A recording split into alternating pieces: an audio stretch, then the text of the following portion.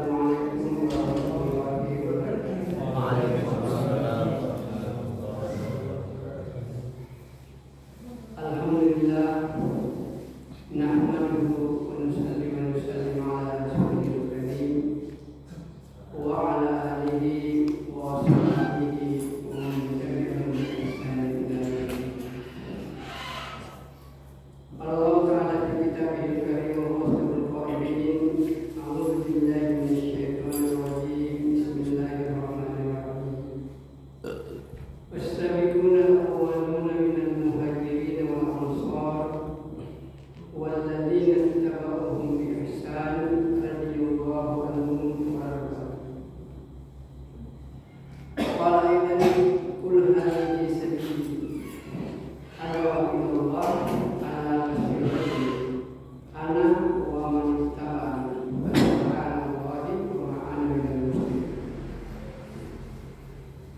Qala Rasulullah sallallahu alaihi wasallam, la tadkhulul jannata hatta tu'minu wa la tu'minu hatta tahabbu. Aw adullukum ala syai'in idza fa'altumuhu tahabbtum afshus salam bainakum. Wa qala fi haditsin akhar, ballighu anni walau ayah. Aw kama qala Rasulullah sallallahu alaihi wasallam. Hadirin jemaah Masjid Aisyah Ar-Ridha Villa Samata Sejahtera yang saya muliakan. Maha suci Allah Subhanahu wa taala, pencipta alam semesta ini. Bahkan Allah sudah menetapkan bahwa segala yang ada di langit, yang ada di bumi, dan ada antara langit dan bumi, semua itu adalah ciptaan Allah Subhanahu wa taala, termasuk manusia. Namun manusia ini menempati posisi yang paling mulia. Allah sendiri menjelaskan, walaqad karramna bani Adam. Aku telah memuliakan anak cucu Adam. Jadi tidak ada lagi makhluk yang lebih mulia daripada manusia ini, karena penciptaannya demikian sempurna. Allah menjelaskan dalam Al-Quran, laqad khalaqnal insana fi ahsani taqwim. Aku menciptakan manusia ini adalah sebaik-baik bentuk. Tidak ada lagi bentuk yang lebih hebat dibanding dengan manusia. Hadirin yang mulia, begitu mulianya manusia, maka perlu kita pahami sungguh-sungguh, manusia ini bukan makhluk dunia saja, tapi pada hakikatnya manusia ini adalah makhluk akhirat yang hanya mampir sebentar di dunia ini. Jadi paling-paling kita hidup di dunia ini, kata Nabi, amal ummati bain sittin wa sab'in. Umurnya umatku ini, kata Nabi, paling-paling 60-70 tahun. Ada yang lebih 70 tahun tidak seberapa, ada yang kurang daripada 60 tahun juga tidak seberapa. Rata-rata itu 60-70. Kalau saya sudah masuk di sini, itu 63. Jadi siap-siap selalu ini. Apalagi yang sudah di atas 70, jangan lagi kejar dunia Pak. Tidak ada gunanya itu. Dan dikiranya dunia ini sangat luar biasa manfaatnya, padahal di sisi Allah tidak ada nilainya. Suatu ketika Rasulullah Sallallahu Alaihi Wasallam jalan malam bersama para sahabat. Kemudian di pinggir pasar ada anjing, anak anjing yang sudah busuk, itu dibuang oleh pemiliknya. Nabi lewat. Kemudian Nabi katakan, kira-kira kenapa anak kambing ini dibuang? Dia bilang tidak ada lagi gunanya bagi pemiliknya, dan itu sudah hilang. Dan bahkan dikatakan, ada riwayat yang lain mengatakan, siapa yang ingin membeli kambing ini?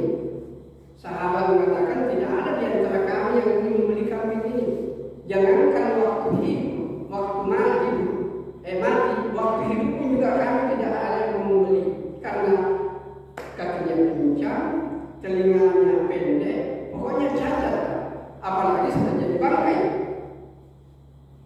Jadi sahabat menganggap bahwa itu adalah hina, dan orang ini membuat doa dirinya karena dia tidak ada gunanya.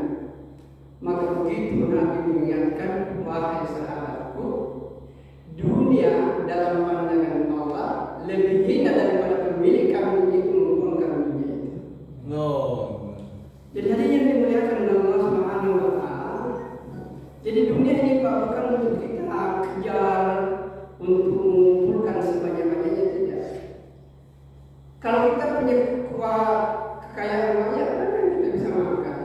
Tidak seberapa. Kita makan kalau bisa berpiring, makan kita tidak piring, 3 piring Pak, nggak bisa dikoyak gitu. Kita punya pakaian paling dipakai 1-2 lembar, pakai kita pun lembar. Jadi kehidupan di dunia ini sebenarnya kebutuhan kita sederhana. Tetapi yang menjadi itu keinginan kita yang kadang-kadang melampaui batas. Maka dia yang dimuliakan Allah Subhanahu wa Ta'ala. Jadi Allah Subhanahu wa Ta'ala sayang kepada kita ini. Tidak ada lagi makhluk yang lebih disayangi Allah melebihi manusia. Dan bahkan sering kita sampaikan, seandainya bukan karena manusia, dunia ini tidak ada. Karena Allah menciptakan manusia untuk dunia. Dan bahkan surga pun, seandainya bukan karena manusia, surga tidak ada. Yang akan masuk ke dalam surga adalah manusia. Maka begitu pentingnya posisi manusia ini dalam pandangan Allah Subhanahu wa Ta'ala. Dan Allah menginginkan manusia ini masuk surga semuanya, tanpa kecuali. Allah menginginkan manusia ini untuk masuk surga. Namun kadang-kadang kami di kampus, saya sampai ke mahasiswa, tapi kampus kalau Allah menghendaki manusia masuk surga, jadi kenapa Allah bikin juga neraka? Kalau Allah bikin neraka, berarti Allah juga menghendaki manusia masuk neraka. Logikanya bisa diterima, tapi dengan logika sederhana juga itu bisa dibantah. Hadirin yang mulia, saya katakanlah pemerintah di seluruh dunia ini, termasuk kita di Indonesia, itu memiliki yang namanya penjara. Saya tanya, apakah pemerintah yang memiliki penjara supaya masyarakat masuk penjara? Jawabannya tidak. Tapi kenapa pemerintah bikin penjara? Penjara itu diciptakan hanyalah untuk orang yang tidak taat kepada aturan pemerintah dan aturan negara. Selama orang itu taat kepada aturan pemerintah dan aturan negara, mustahil orang itu masuk penjara. Demikianlah Allah Subhanahu wa Ta'ala menciptakan neraka bukan supaya manusia masuk neraka, dan Allah tidak menginginkan satu orang masuk neraka. Dan bahkan Allah katakan, wahadainahum najdain. Aku bentangkan kepada manusia 2 jalan, 2 jalan saja. Karena di akhirat hanya 2 tempat, surga, neraka. Dan Allah sudah menunjukkan kepada kita, kalau mengikuti jalan-jalan ke surga, insya Allah kau sampai ke surga. Tidak mungkin kau sampai ke surga kalau jalan yang ketemu menuju ke neraka. Jadi yang biasa saya ambil contoh dari sering berulang-ulang, yang namanya dakwah itu Pak, peringatan itu diulang lagi. Kalau orang menuju ke pantai atau ke Bulukumba, bagaimana caranya? Tentu dia harus melewati jalan menuju ke Bulukumba, mengambil kendaraan menuju ke Bulukumba, insya Allah akan sampai ke Bulukumba. Kalau tujuannya ke Bulukumba, dia melalui Kuah, Takalar, Jeneponto, kemudian Bantai sampai ke Bulukumba. Tidak mungkin orang itu sampai ke Bulukumba kalau jalannya malas. Pangkep, Parepare, baru Parepare, Polmas, pasti sampai ke Mamuju, nggak sampai ke Bulukumba. Begitulah orang yang mau ke surga, dia harus melewati jalan-jalan ke surga. Apakah jalan ke surga itu? Salat, puasa, zikir, haji, baca Quran, silaturahmi, dakwah. Inilah jalan-jalan menuju ke surga. Kalau kita tidak melakukan ini, bagaimana kita mau sampai ke surga? Sementara jalan yang kita lalui menuju ke neraka. Maka hadirin yang dimuliakan oleh Allah Subhanahu wa Ta'ala, jadi Allah di Maha Baik menginginkan manusia ini masuk surga. Dan bukan hanya Allah menginginkan masuk surga, Allah sudah tentukan jalannya itu, tinggal dilalui saja.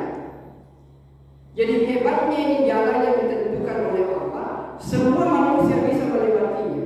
Dan Allah menginginkan manusia bahagia. Dan biasa dalam katakan, kalau ada orang yang mengaku beragama Islam tetapi tidak merasa bahagia dalam hidupnya, itu berarti ada yang salah dalam memahami Islam dan ada yang keliru dalam memahami Islam.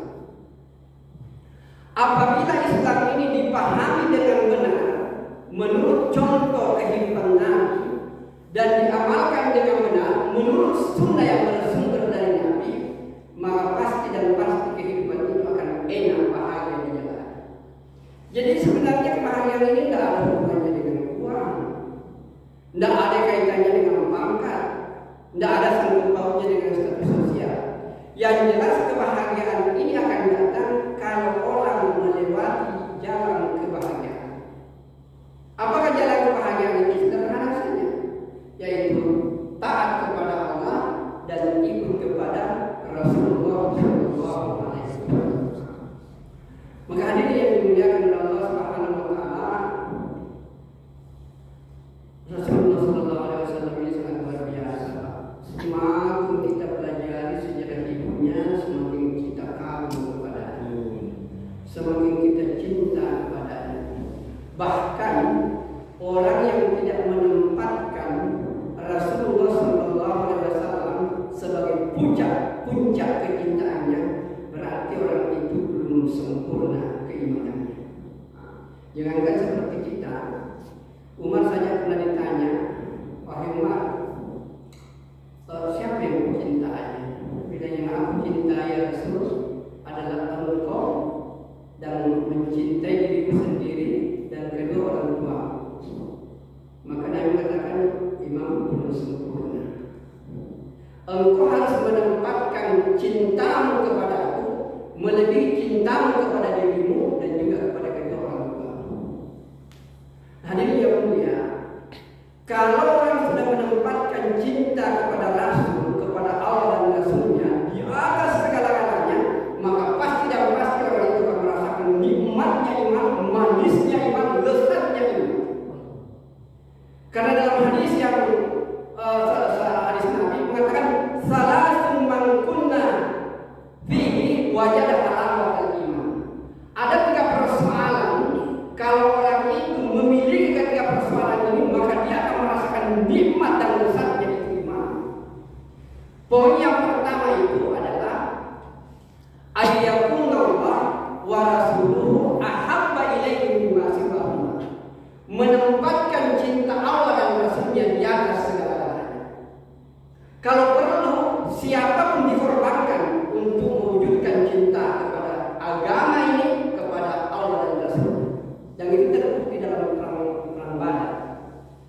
Hadirin yang mulia, dalam perang Badar ini luar biasa. Kalau kita baca sejarahnya itu bukan perang main-main, Pak. Perang antara bapak dengan anak, perang antara saudara dengan saudara, perang antara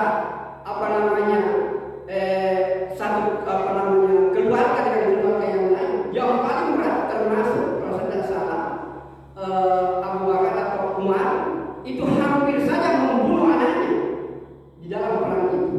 Jadi dalam perang Badar ini ada anak yang membunuh bapak, ada bapak yang membunuh anak. Demi apa? Demi cinta Allah dan Rasulnya. Demi tegaknya ini agama, rela untuk membunuh. Yang dibunuh bukan bapaknya, yang dibunuh bukan anaknya, tetapi yang dibunuh adalah kekafiran yang ada pada anak dan bapaknya. Maka hadirin yang mulia, maka memang sudah diwanti-wanti bahwa kalau kau berperang bukan memerangi orang itu, tapi memerangi keyakinan yang ada padanya. Maka hadirin yang dimuliakan oleh Allah Subhanahu wa taala, kira-kira bagaimana perasaannya orang yang membunuh bapaknya pada saat perang perang Badar itu? Bagaimana susahnya membunuh anak ketika perang Badar? Tapi demi cintanya kepada Allah dan Rasulnya, dia korbankan semuanya. Jangankan anak dan bapak, dirinya sendiri sudah siap mati di medan perang itu.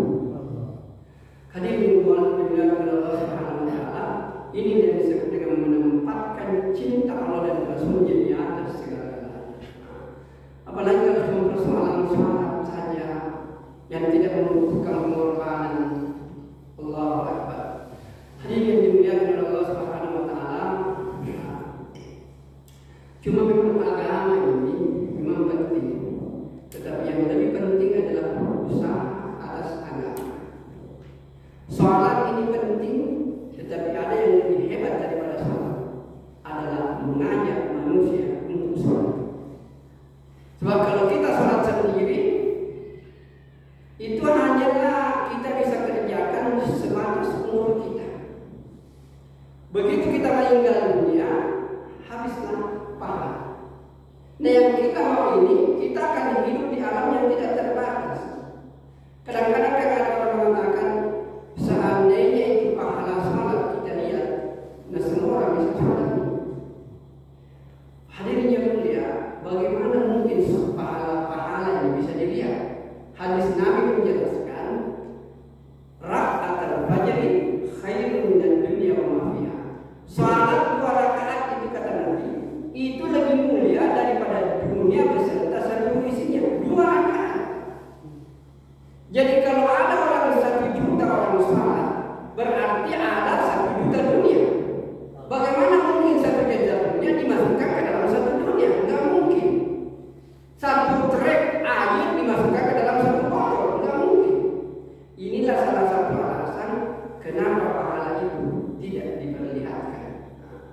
Maka hadirin yang dimuliakan oleh Allah Subhanahu wa taala, maka inilah yang selalu disampaikan oleh Nabi tentang keyakinan terhadap Allah dan keyakinan terhadap hari akhir. Hadirin yang dimuliakan oleh Allah Subhanahu wa taala, tadi saya katakan sholat itu penting. Kalau begitu hebatnya ini sholat, 1 kali sholat lebih baik daripada dunia. Itu sunnah. Bagaimana dengan yang wajib? Dilakukan dengan wajib berjamaah. 27 dunia berserta seluruh isinya. Dan bahkan kadang-kadang memang kalau biasanya kalau saya kuliah, 15 menit pertama itu dakwah saja. Tidak jarang saya mengawali kuliah langsung materi dakwah dulu. Ingatkan kepada mahasiswa tentang alam semesta ini, tentang penciptaannya, kemudian tentang sholat, tentang sholat berjamaah. Dan sebelum pulang kasih lagi penutup. Dan bahkan kadang-kadang kalau ilmu itu tidak terlalu bakar, saya bilang kapan mau pakai ilmu ini? Lalu saya bacakan filologi baik, studi naskah. Saya bilang apa mau pakai di studi naskah ini? Lebih baik sekarang ini kau pelajari baik-baik ini materinya. Sekarang kita bicara masalah. Dan mereka senang. Bulan yang lalu ada ikut beberapa orang, ada 5 sampai 4 orang. Cuma ini saya yang salah, saya sudah janji, tapi saya tidak kontak. Padahal ini tempatnya paling bagus dan dekat dengan kampus. Itu sudah takdir, tidak usah kita pikirkan. Kalau ustaz ini mengatakan tidak usah, kalau sudah terjadi selesai 50 tahun kalau sudah ditemukan itu. Jadi hadirin yang dimuliakan oleh Allah Subhanahu wa taala. Jadi sholat ini adalah penting, tetapi mengajak orang untuk sholat itu jauh lebih penting. Dan pahalanya jauh lebih banyak. Hadirin yang dimuliakan oleh Allah Subhanahu wa taala, hadisnya jelas, man dalla ala khairin falahu mislu ajri man fa'ala. Siapa menunjukkan kepada kebaikan, dan kalau kebaikan itu dilakukan, maka pahalanya akan mengalir kepada orang itu.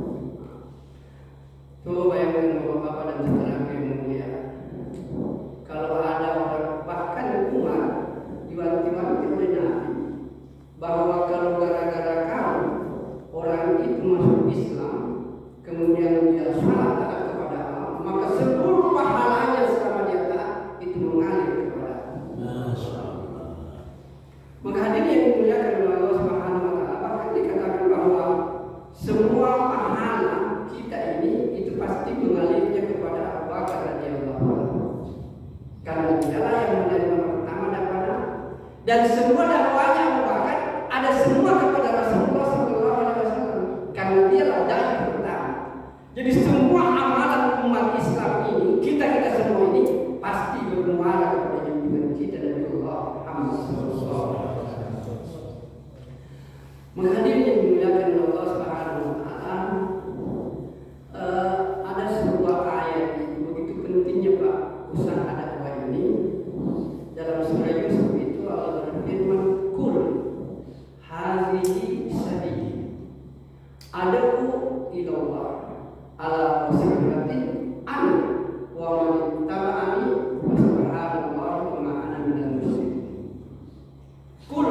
punya kul itu, Pak?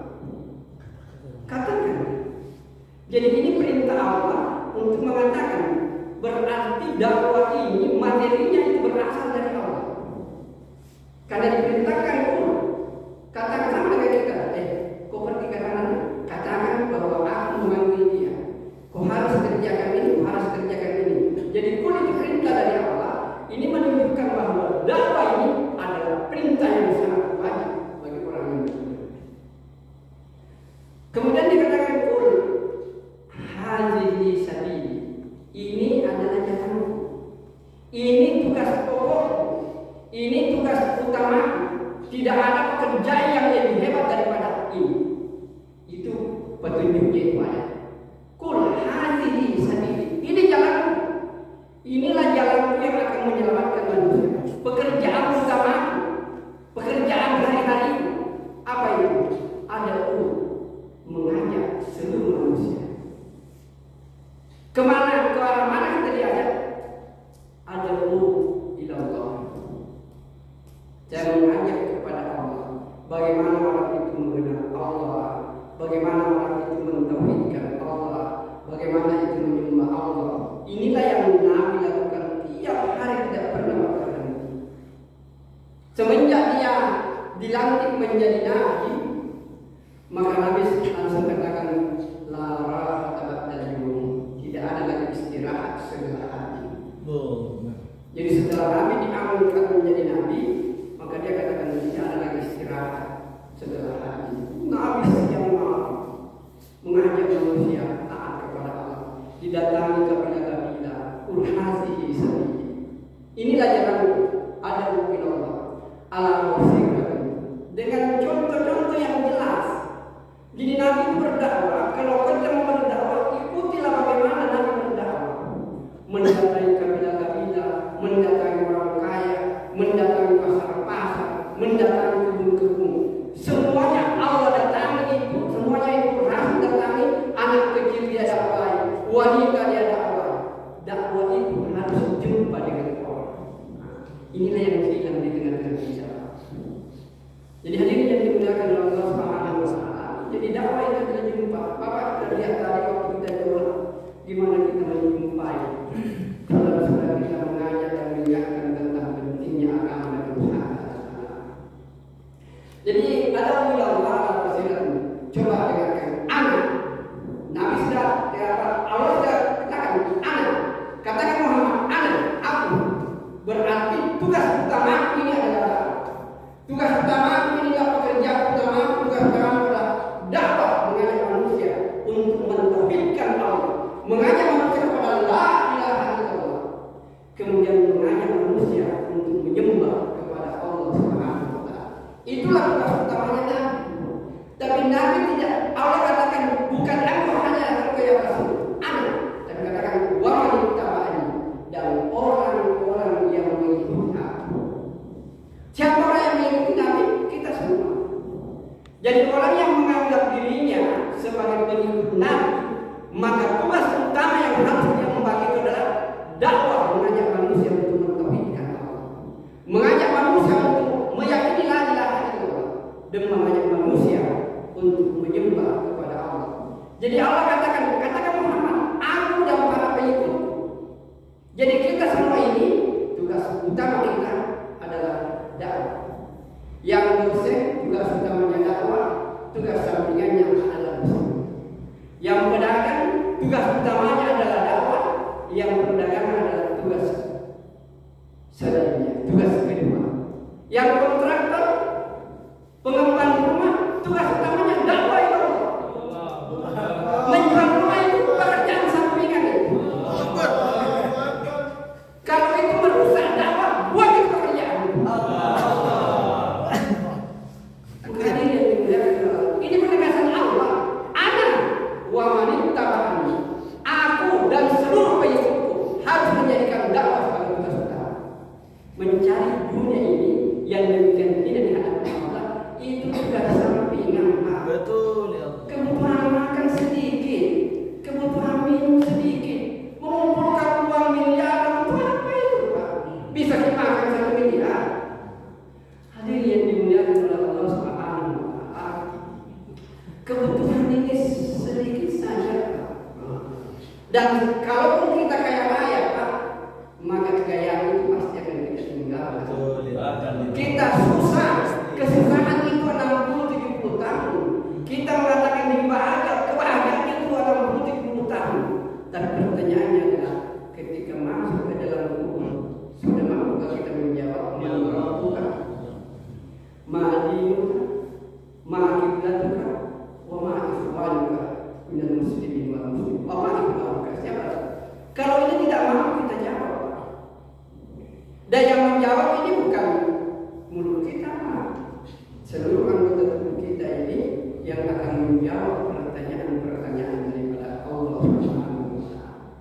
Tapi orang yang menjaga salatnya, ketika dia berada dalam kubur, ada riwayat mengatakan maka salat itu datang dengan kemuliaan utama. Dan bila mungkar, nakir, kau mau kemana? Sama tanya itu. Dia bilang tunggu dulu, di situ mau tanya. Yang mendekat ini adalah saudara, ini adalah temanku. Waktu di dunia tidak pernah dia puasa. 5 kali sehari semalam dia jaga saya. Sekarang bertanyalah kau kepadanya, apa yang kau menjawab? Allah. Alangkah hebatnya kalau salat itu. Menghadiri yang dimuliakan oleh Allah Subhanahu wa Ta'ala, dan salat yang paling tinggi nilainya ini Pak, ini adalah salat berjamaah. Salat berjamaah. Salat sendiri nilainya satu dunia Pak itu. Salat berjamaah 27 dunia. Jadi kalau kita 5 kali salat sendiri dapat 5 dunia. Kalau kita salat berjamaah 5 kali 27 135. Berapa bedanya Pak? 130 dunia. Rugi sekali orang itu satu hari. 130. Karena kalau 5 kali 27 kali 5 135. Bedanya 130. Luar biasa menjadi itu satu hari Pak. Kalau satu bulan 5 kali 30 hanya 150 juta. Tapi kalau 5 kali 135 4 miliar 50 juta. No. Pasti lebih besar. Tapi ini kalau kemudian tidak bisa diakal, tidak bisa dipikir apa yang satu dunia ini. Kita pakai juta saja. Kalau kau salah sendiri, dapat 1 juta. Kalau kau berjamaah 27 juta. Tahu kami pikiran ini 26 juta. Sama sama juta Pak. 100 dengan 2700 itu 2700. Berapa izin? Bayangkan kalau orang 5 kali salat sendiri dapat 5 juta. Kalau dia salat berjamaah 130 juta. Bedanya 130 juta. Nah cukup bagi dirinya itu Pak. Iya. Karena dia bisa lakukan, tapi kenapa? Karena kemalasan. Jadi hadirin dimuliakan oleh Allah Subhanahu wa Ta'ala. Ini akibat kelalaian saja. Beda itu Pak antara lupa dan lalai. Dia bilang saya lupa. Yang namanya lalai, dia tahu tapi dia tidak kerjakan. Itu namanya lalai. Yang namanya lupa, memang tidak tahu. Kemudian dia tidak kerjakan, kemudian dia lupa. Jadi lupa dan lalai itu. Yang orang yang lalai inilah yang akan tersiksa dalam dunia akhirat. Kalau lupa itu dimaafkan oleh Allah Subhanahu wa Ta'ala. Tapi kita tidak bisa pura-pura lupa Allah tahu. Menghadiri yang dimuliakan oleh Allah Subhanahu wa Ta'ala itu kalau satu hari, kalau satu bulan Pak, antara 150 juta rupiah dengan 4 miliar. Nah oleh karena itu saya ingin tekankan bahwa orang yang tidak menghidupkan salat berjamaah Pak 5 kali sehari semalam, yakin dan percaya di akhirat dia akan menderita luar biasa, menyesal luar biasa. Kenapa saya tidak salat berjamaah? Rumah aku dekat di masjid. Apalagi kalau saya sudah di masjid tidur kemudian tidak salat berjamaah. Kalau imam itu Biasanya 27 kali. Biasanya 27 kali. Jadi kembali kepada ayat tadi itu dikatakan ada bukti Allah anak. Jadi Nabi kata ini beritahu sampaikan kepada umatmu anak aku wa wanita kami dan seluruh pengikut. Dan kalau kau menganggap sebagai pengikut Nabi, tempatkan dakwah sebagai puncak dari seluruh amal. Hadirin yang dimuliakan oleh Allah, Maha Suci. Maha Suci Allah sebagai pendakwa utama. Pendakwa utama itu Allah. Ada beberapa amal yang Allah perintahkan kepada manusia, tapi Allah tidak lakukan. Tapi ada perintah yang Allah perintahkan kepada kita dan Allah pun juga lakukan. Salah satu di antaranya itu adalah dakwah.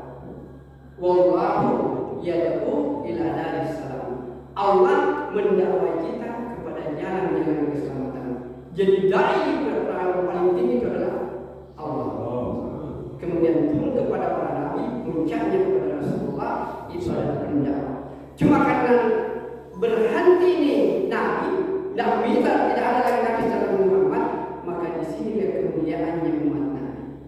Umat Rasulullah bukan mulia karena ibadahnya, tapi umat nabi mulia karena dakwahnya. Penegasan Allah, anak pemerintah bani. Subhanallah, Maha Suci Allah sebagai pendakwa utama. Subhanallah, Maha Suci Nabi sebagai pendakwa utama. Subhanallah, Maha Suci orang-orang yang mengikuti langkah Nabi sebagai orang yang mendakwakan agama. Kemudian ditutup ayat ini, wa ma ana minal musyrikin. Dan sampaikan Muhammad, aku bukan orang-orang yang menyekutukan Allah. Maka dakwah utama para nabi adalah mentauhidkan Allah. La ilaha illallah. Inilah inti daripada dakwah. Tapi saya teringat waktu saya pergi keluar di Pondok, kayaknya di Pondok, ada orang tua. Dia bilang, nak, kalau saya waktu saya datang diskusi silaturahmi, tolong luruskan akidah umat.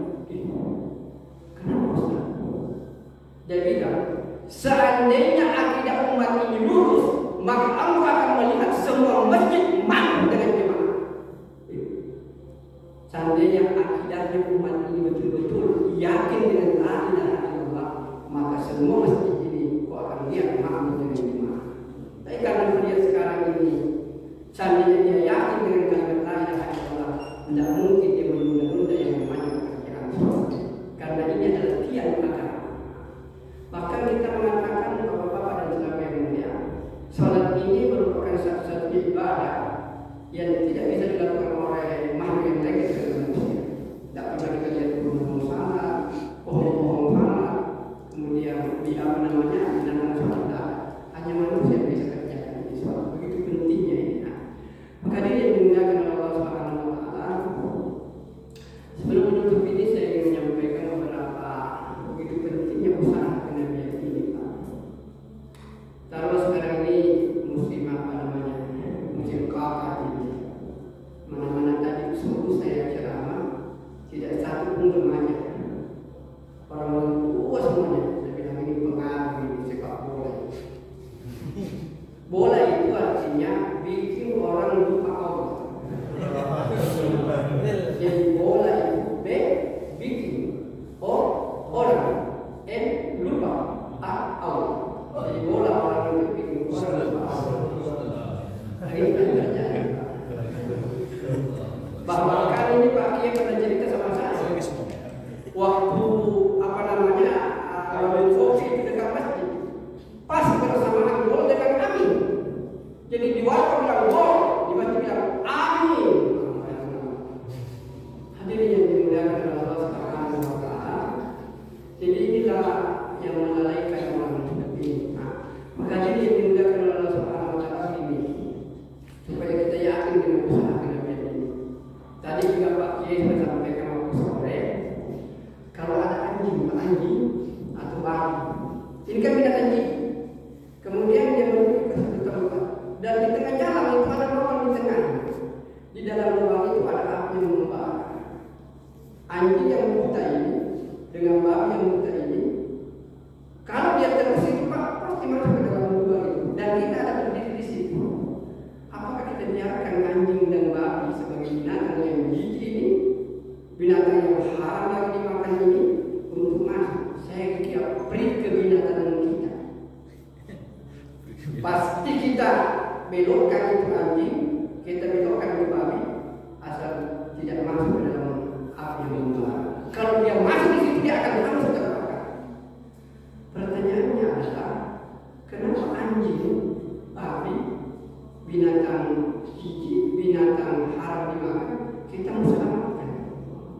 Sementara di rumah kita ada anak, ada menantu, ada tetangga. Mereka sudah menuju ke jurang-jurang neraka, tapi tidak ada yang kita lakukan. Kita tidak belokkan diri, tidak sholat berjamaah. Dan saya tidak tahu kenapa orang itu susahnya mendapatkannya. Susah sekali. Saya punya pengalaman waktu saya masih ketua RT. Itu ada ketua RW. Saya lewat depan rumahnya, dia keluar. Anaknya di situ sementara cuci motor. Tidak panggil di sana. Dia bilang berhenti dulu, nanti di sana. Tidak. Saya ketemu di rumah apa namanya jalanan, dia bilang Ustaz, panggilkan sana di sana. Saya bilang ini nama apa tadi lewat di depan tidak pakai, saya ini suruh panggil. Begitu susahnya untuk menanya itu hanya. Ini disebabkan Pak karena dalam rumah tangga kita tidak hidup suasana agama, tidak hidup taat. Maka hadirin yang mulia, biasanya kalau habis renung boleh Pak mengantuk. Orang mengantuk ini kan tidak boleh ganggu Pak, tidak boleh ganggu. Dan jangan ganggu saya mau tidur nih. Begitu mau pulang ke rumahnya, ayo nanti bilang apa enggak ini di sepeda lagi ini adanya yang nulis sepeda. Ayo, nah tulis di situ. Jangan ganggu saya. Apa yang terjadi? Mengantuk betul Pak. Jangan nonton di apa-apanya itu. Mulai jam 6 sampai jam 8 pagi. Hadirin yang mulia, orang yang mengantuk seperti ini, kira-kira bapak-bapak kalau dia sudah mengantuk kemudian mau tidur, kira-kira kalau 10 menit atau 15 menit setelah dia tidur terjadi kebakaran.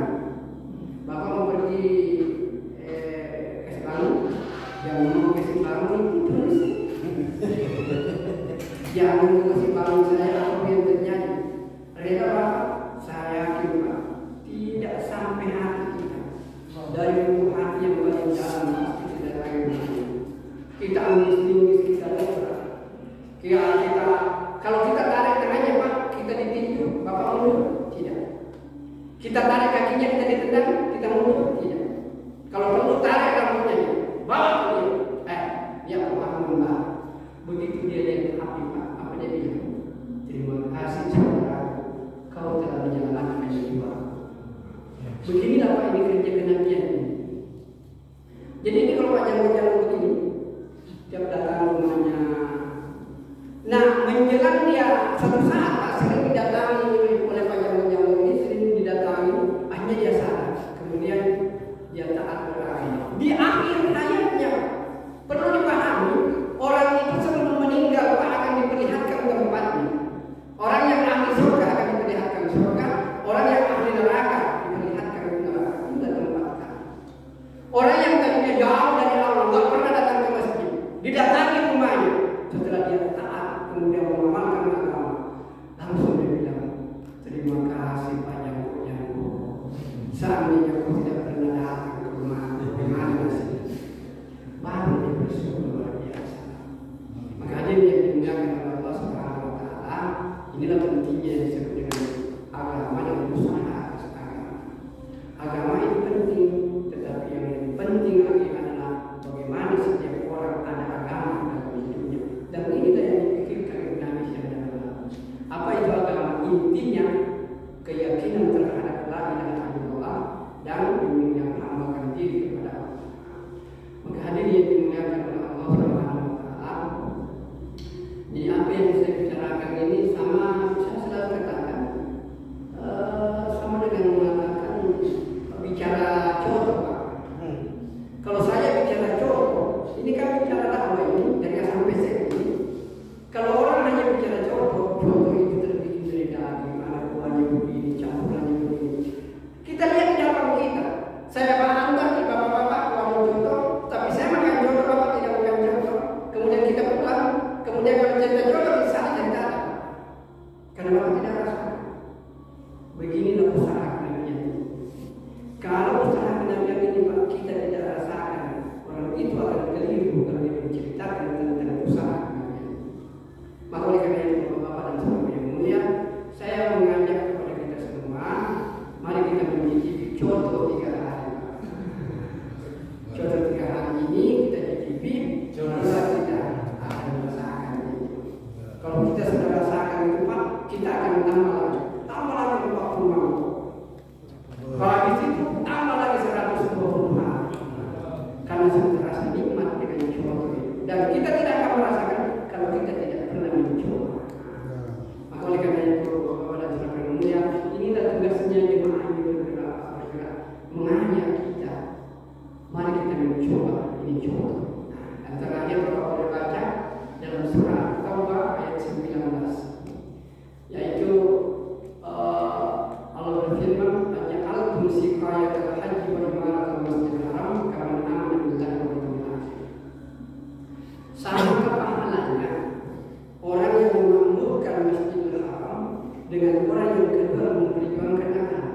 Itu Allah yang bertanya, tapi Allah sendiri yang menjawab, tidak sama nilainya. Orang yang keluar memperjuangkan agama lebih tinggi nilainya dengan orang yang memakmurkan Masjidil Haram. Padahal orang kalau di Masjidil Haram 1 kali orang salat itu nilainya 100.000 salat. 100.000 kita salat di tempat ini baru sama nilainya dengan 1 kali salat di Masjidil Haram. Tapi kalau orang keluar memperjuangkan agama, maka nilainya itu bukan 100, tetapi 700.000 kali. Jadi di Mekah 100.000, tetapi orang keluar di jalan Allah nilainya 700. Inilah yang menyebabkan jemaah bahkan dulu ditanya, dulu saya itu pernah tanya ini jemaah, kenapa keluar di sini jauh-jauh? Dia bilang, Anda tidak tahu ayatnya.